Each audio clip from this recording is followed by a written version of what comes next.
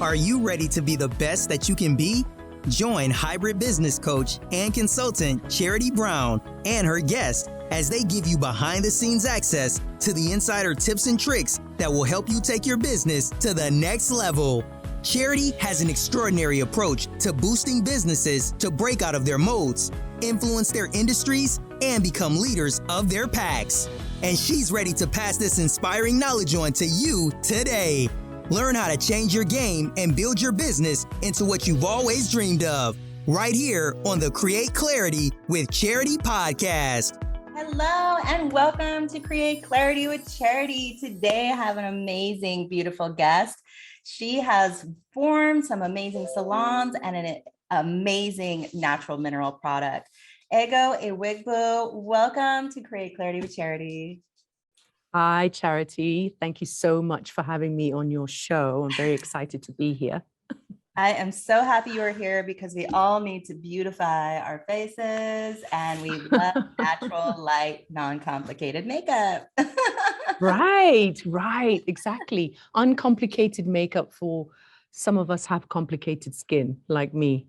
Yes. And to get that right shade and to not have the lines and the creasing, it is so important these days to look natural and beautiful. So and not spend too much time on it and not have to have like mega makeup artist skills. I don't want to have mega makeup artist skills, like 20 different brushes and everything else. I kind of just want my makeup to almost be like brushing my teeth, like I can just get it done and out the door. Yes, I love easy peasy, beautiful. That's like, I have to do simple. So I'm sure my audience will relate. There's a lot of things out there now for us, and they're not necessarily healthy for our skin either. And their practices aren't very friendly to animals and testing and all that. So let's get into that. But first, this show is about you, the CEO, the entrepreneur that's made it through the gauntlet, who has had failures and wins and has gotten back up and has never quit. So that's why you're so successful. And that's why you're really here today, because we could talk about makeup and all day, but really it's about your entrepreneurialism spirit and the inspiration that you can give back to my audience. Because you started kind of like I did. I got my nail tech license and I was 19 and went to beauty school and, did nails, thought I was real fancy free, started my own little salon. And you did the same thing, but it was I don't think you were actually doing nails, right? Or were you licensed? No. I wasn't. I didn't plan to, but I learned the hard way about people management. And in my first week of my very first nail bar, I remember the first Monday after the week that we'd had, no one showed up to work.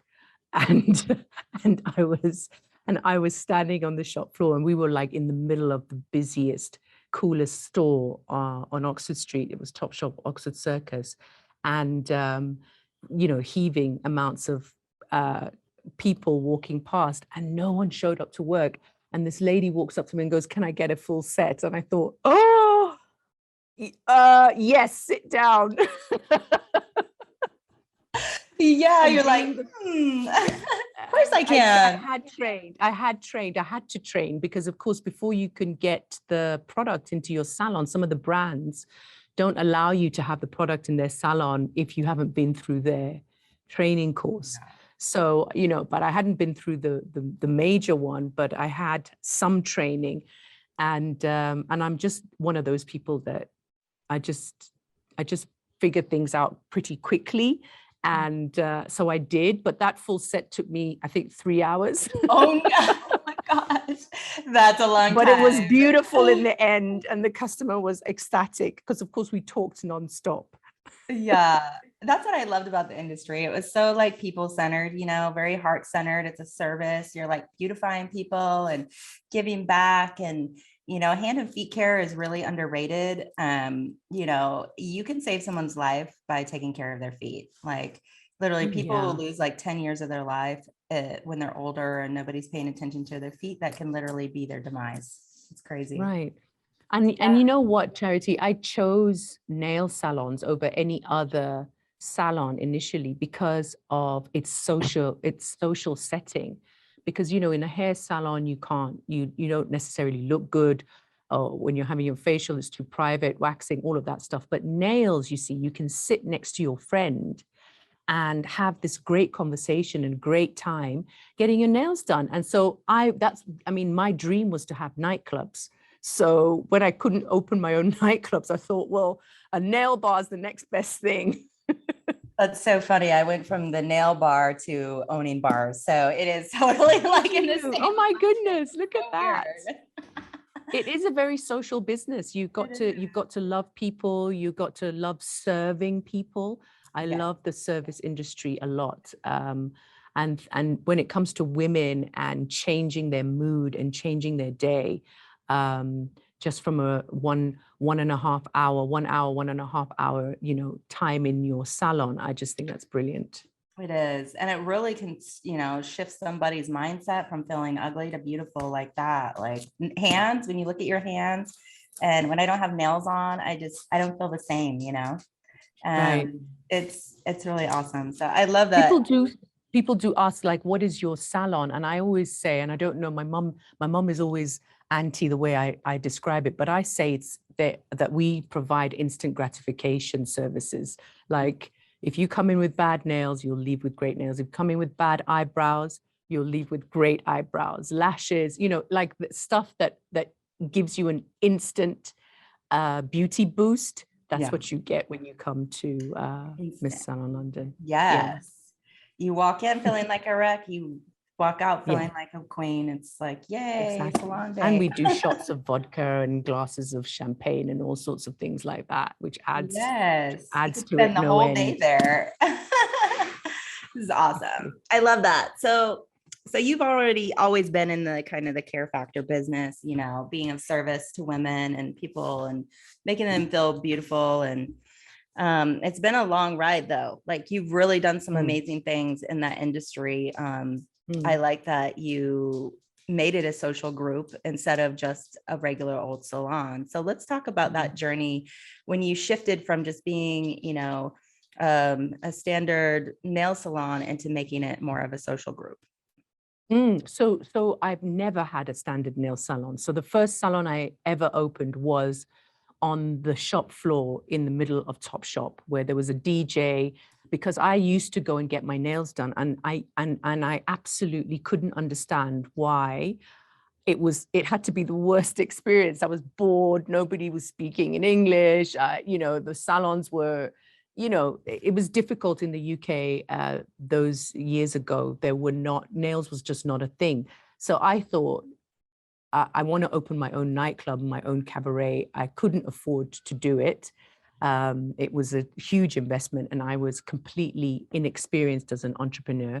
But I was passionate about running and having my own business.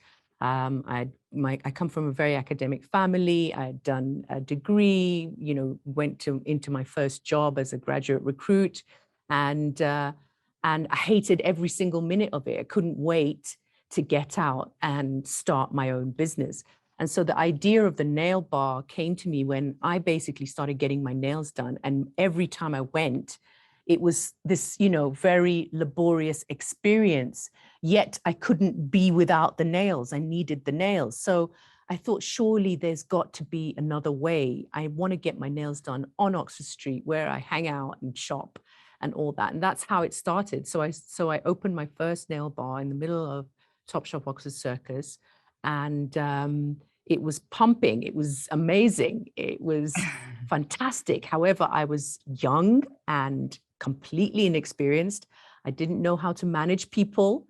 And, you know, as you know, the nail or the salon business is very service heavy. So if you don't know how to keep your team together, then, you know, forget it. And I had no clue.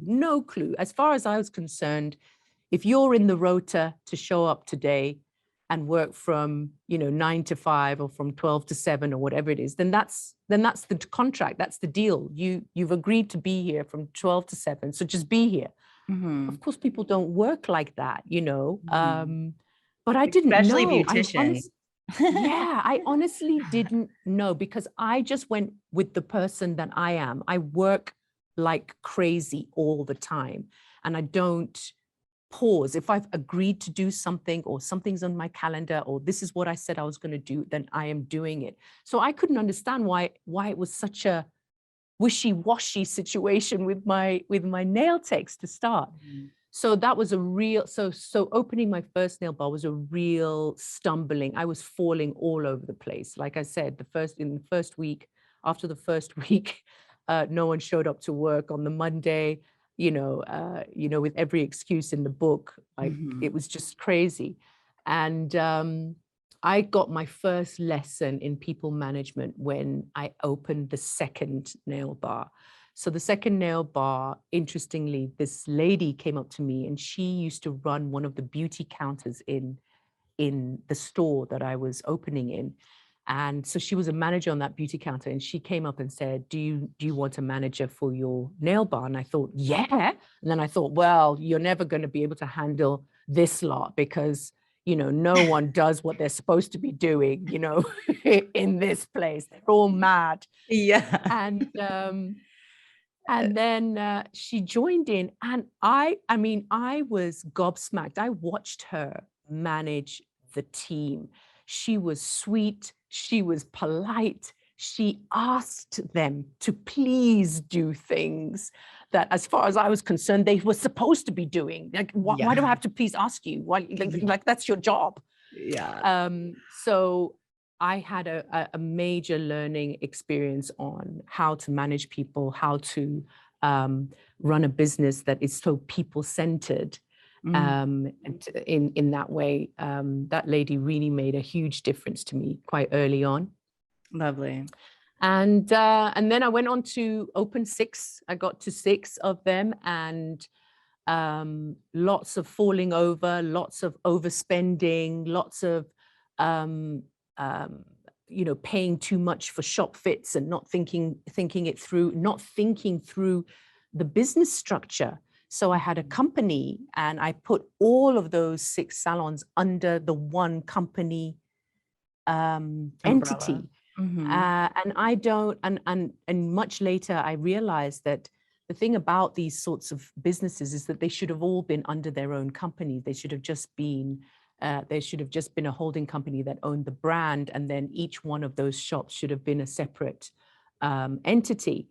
But I didn't know that. I was just opening this company, and we were going to open 100. And then, of course, one salon is doing really well, and one salon's not doing really well. And then another salon is doing really well. And then another one is like, what a nightmare. And then the first one needs new furniture or refurbishment because it's 3 years old, and the new one's just taken all the cash out of that particular business. So one of my first lessons was realizing that if you want to scale a business like a salon, you're better off trying to do the franchise model with it, because after 6 of them, basically they came crashing down. Because 3 of them were actually doing really badly. They were too far away. I couldn't manage them properly. And then because we were in these stores that had 30-day, 60-day termination periods, that was it, so they close one good one, and then the whole company can't take it. Do you see? But had they been different entities, one could close and the other would be fine. So yeah, big lesson.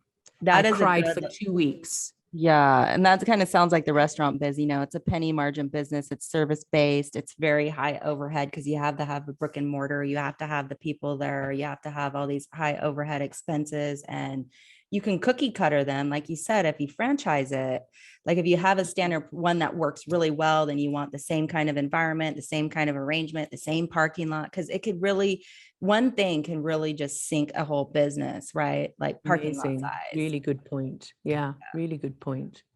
So I mean, that was the thing. So I think that if there's any lesson to learn from this right now, it's definitely to separate the entities. So audience out there, if you don't know what she's talking about, an entity is like, it has its own federal ID number, essentially, just boil it down to basics. Like it's that you can have a holding company that can be one entity and have like 15 legs if you want, like how she set up her 6 salons. But usually that's like a holding company. And then each entity underneath it has its own identity. Essentially, it's kind of like its own person. And so you can set them up and be sure that it's not underneath an umbrella, but the brand belongs to the umbrella company. And then you just separate the entities. So it's like one person, one unit. So if something bad happens to that one claims bankruptcy, the other 5 wouldn't have that same ripple effect. It would protect them. Exactly. So, Very important. yeah. And that is key. And so that's why, you know, the foundational setup of businesses is super important, and never undermine the price of an attorney, because a good attorney will tell you that. Sometimes they don't know either. So lessons like this are just expensive. And because I work with a lot of holding companies that have golf courses and restaurants and hotels, and they're all under the holding company, you know? So if one thing happens to one golf course, especially during COVID, it's all going down. So you really have to protect your assets that way. So that is really what it's about in the beginning, and the foundational work. You really have to think about that. Do the SWOT test. What is the weakness? What is the possibility of this failing? And what would the impact of that be? So when you're in that growth stage, you're protecting your assets and your investment. That's great. Yes. That's a great learning tip for the audience, because that had to suck. So for me, having opened that was my first business, and I had opened it with so much passion and gusto, and just I had a lot of self-doubt, because I came from a family of academics that didn't do anything in business. And so I didn't have any background training. I mean, that's the kind of thing, say, had my mom and dad, you know, being in business all the years, I probably would never have made that mistake in the first place. But, you know, I was kind of just doing, I mean, what I'm saying is that if I can make it in the end, then anyone can make it, because my experience was literally zero. And I had no mentor. I had no mentor. This was pre, Instagram and YouTube. So it wasn't like, there was lots of information or podcasts like this that we could listen to, etc. So I was I was kind of fumbling in the dark, but I had a lot of passion in it, because I felt that, the seed had been planted in me. I wasn't born into entrepreneurship, in my family, but it was in me. Like, I couldn't not do it. I left a perfectly great job. Yeah, I left a perfectly amazing job and a potential for a super high career to open my nail bars. So, as they say, if the seed was planted in you, then, you've got to go for it. So I went for it. I lost it all. I couldn't believe it. I couldn't believe that it had gone. I was crying for ages, because I thought, I worked so hard though. I worked so hard, and it was such a good idea. No one else had ever opened these open plan nail bars in department stores. All nail salons were just, boring and dreary in the side roads. And here we were in the middle of Oxford Street. It was amazing. And so I couldn't understand. So as far as I was concerned, it was a great idea. We were jam-packed, right? Well, in 3 of them. And, and I was working my ass off. So, sorry, can I say that? Yeah, this isn't a kid show. It's all good. So as far as I was concerned, because everybody says to you, Charity, work hard, right? They say, if you want to succeed in life, you need to work hard, right? So everything crashes, and I could not have worked one drop harder. I was working day and night for those 6 salons. I believe you. So that means, that if it failed with all of my work and this great idea, then that means that I'm not good enough. Then that means that there's something wrong with me, right? This is the crying in under the duvet for 2 weeks situation. But the point that I'm trying to make is that you have got to get over it. Seriously. You can't pull yourself out. You can't stay there. You can't stay there. And you can't stay in that mindset. You can't stay in the mindset that there's something wrong with me. Yeah. You've got to find a way. And, and the thing is that there are energies and there are powers that be that just inspire you. And out of nowhere, my phone started ringing, and it was big brands like Sally Hansen, Revlon, London Fashion Week, Crabtree and Evelyn, asking for nail bars. And they knew me because we were in these prominent places in London. So they, and because Nail Haven was such a unique nail bar, no one had seen anything like it, this sort of open plan, super cool nail bar. So out of nowhere, I started getting these calls. Hey, Ego, I know Nail Haven's not open anymore, but do you know any nail technicians? And, you know, I need a nail bar for London Fashion Week, or I need a nail bar to promote some Revlon stuff. And I'm thinking, what? Okay. And out of nowhere, my next business landed on my lap, basically. Perfect. Which was the consultancy, which I called Miss Salon, because I decided that I was the queen of salons at this point, because I'd had 6, and, you know, some were good and some were crap. And so I knew what worked. Yeah, I knew what worked. I knew what didn't work. And so out of nowhere, I start this consultancy, and my ex-employees were asking me, I want to open my own salon, Ego, how do I do it? And after I had advised about 1 or 2, I just thought, this is ridiculous. I need to write a book on what to do and what not to do in the salon. I'm going to make it really straightforward and to the point, no beating around the bush. This is what you do here. This is what you do here. And that's how I ended up writing the books on salon business, Open Your Own Salon the Right Way. And then that's how the consultancy started. And we started opening and running nail bars all over the UK for big brands. And then I moved to South Africa. I was married. I got married in between all of that. I got married and I had kids, and my ex-husband was offered a position in South Africa.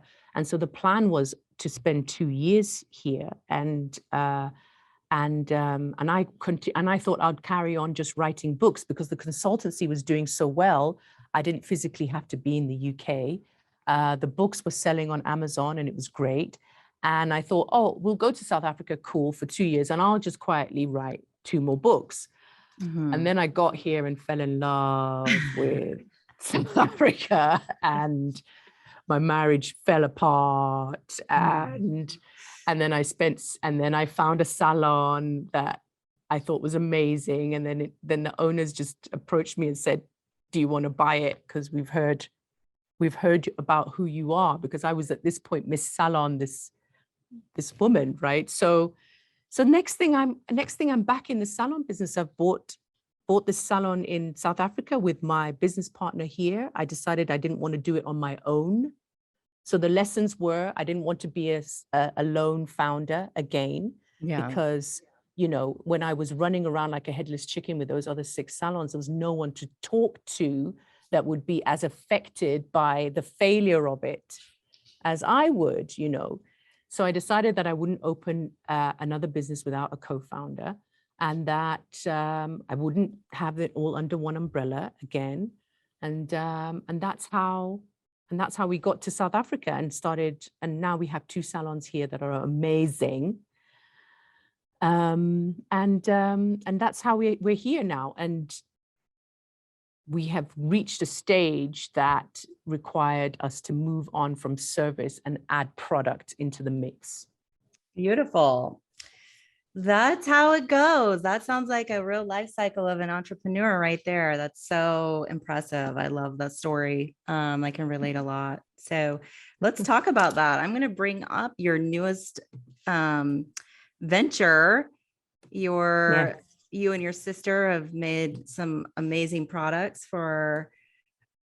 with minerals and all the healthy ways to take care of our skin. So we know that you're an expert and pro in creating amazing nails and an atmosphere where people can have fun and enjoy themselves.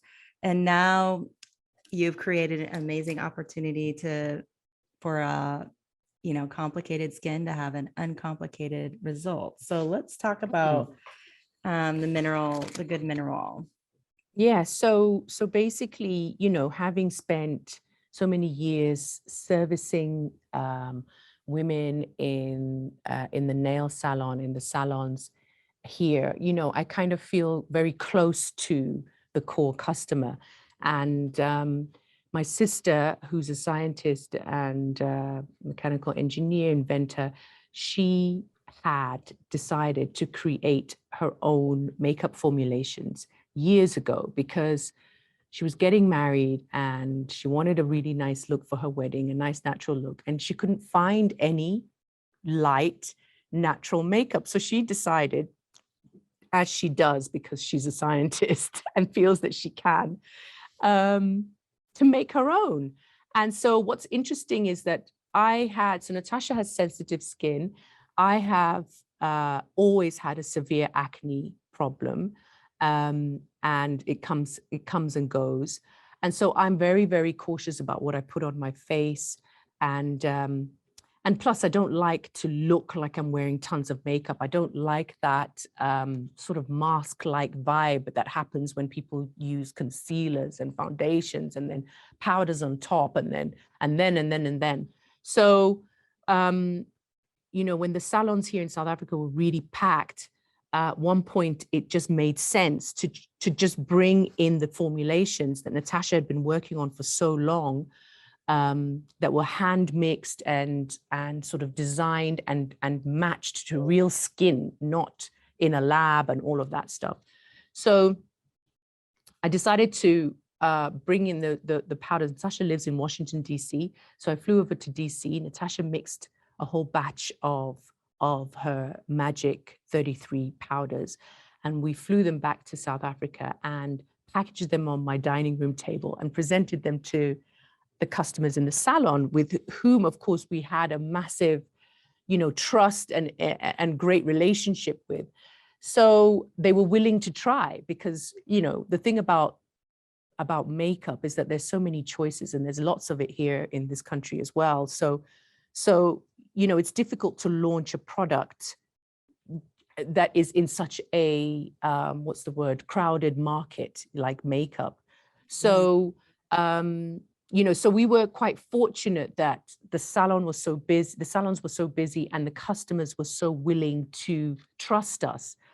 But of course, once we put the product on people's faces, they just couldn't get over it because, as I said, Natasha designed it for herself and for my skin that was sensitive and acne prone. And she didn't want any chemicals. She didn't want any fillers, preservatives, fragrances, anything that wasn't about creating lightweight coverage. So the products are really quite magical. And of course, once we started putting it on our customers' faces here in South Africa, it totally exploded and did really well. And we couldn't mix fast enough, and we kept selling out. That's a good problem to have. It is a good problem to have, but if you get to a point where you it wasn't 100% the plan. It was like, just bring that makeup. Natasha's been making that amazing makeup. Why don't we bring the makeup? And so when it did blow up like that, you know, we were in this state where we were trying to figure out how are we going to manufacture this thing at, you know, at mass, the right cost. How are we going to package it? Where are we going to package it? You know, so then all the fundamentals, the foundations of a product-based business start to come up. And I'd never run a product-based business at this point. I was an expert at service business in the salon, but not a product. A product was new. So you start to look at, you know, at larger manufacturers who have minimum order quantities, who you know, won't do this or won't do that, and you've got, you know, no investment. This is all off of your own cash, and you know, they're saying to you, we can't mix anything less than, you know, 30 kilos per shade, and you're like, 30 kilos. That's like 30,000. So, yeah, that's like 3,000 units.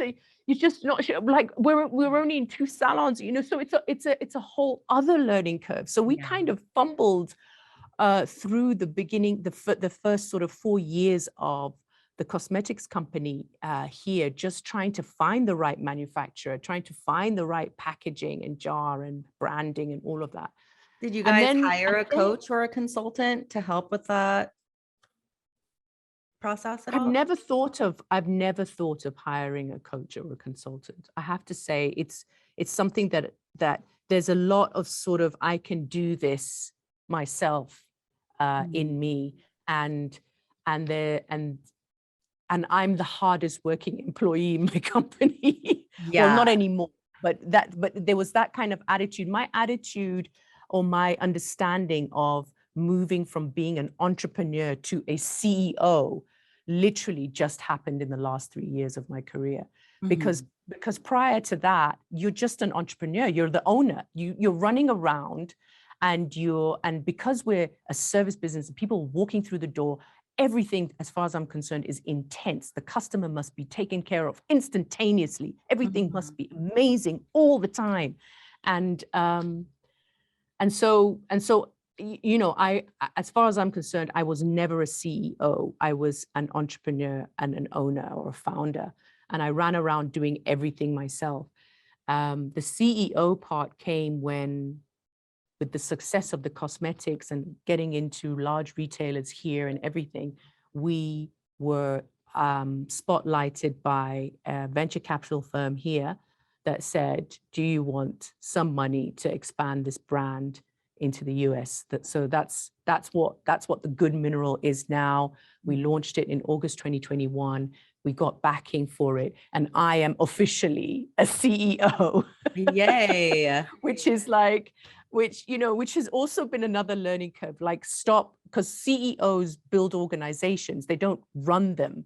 It's not supposed to be task-based. I'm not supposed to be the best employee that the company has. And so that's another sort of Right. transition that I'm Delegation going as a through. CEO is really important. You have to learn to delegate. Even Well, to restaurant hire the owners right people. Yeah, hire the right people, have the right structure, have the right nurturing your staff. And, the phrase CEO these days is a little different. Like, as I wrote in my book, and that I talk about a lot, like, all my entrepreneurs are CEOs, but they're chief everything officers. They literally are doing it all themselves, but they still have the liability, and they still have the responsibility of a billion-dollar CEO sitting up in his chambers, waving his magic wand. It's just how you look at it, because you could have been a CEO when you had your holding company. A lot of holding companies have I was a CEO. No, that's what I'm saying. I was a CEO.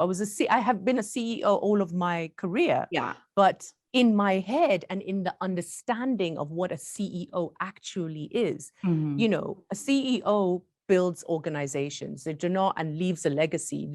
You don't run around doing every single task. So the minute you decide to take a holiday, the whole company falls apart. No. Right. So yeah. Well, not a good CEO anyway. The good ones have a plan. Yes, exactly. There are ones that kind of disappear, and you're always wondering where the CEO go. But it's all good. So let's talk about, I love that story because it's the truth.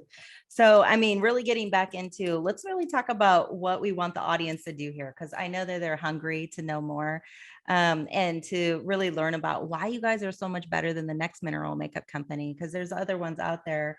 I mean, it's not a brand new idea, but there are ones that just kind of sit on your skin and don't even look like they absorb, and like still look powdery and flaky. So let's talk about how you guys do matchups, and let's tell the audience how they can get a hold of you guys and get some of your amazing products. Sure.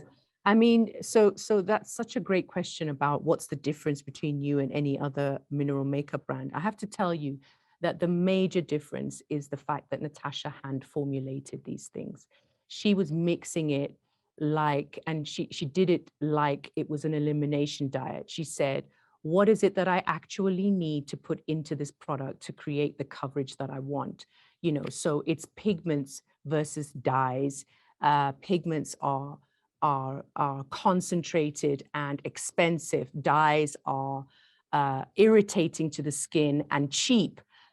So if she hadn't mixed it herself, and you called a contract manufacturer and said, hey, I want a mineral makeup line, they're going to throw in all the standardized lab stuff that goes into it. I've seen it. I've seen other mineral makeup, and I look at the ingredients list and I think, oh my God, what's all of that?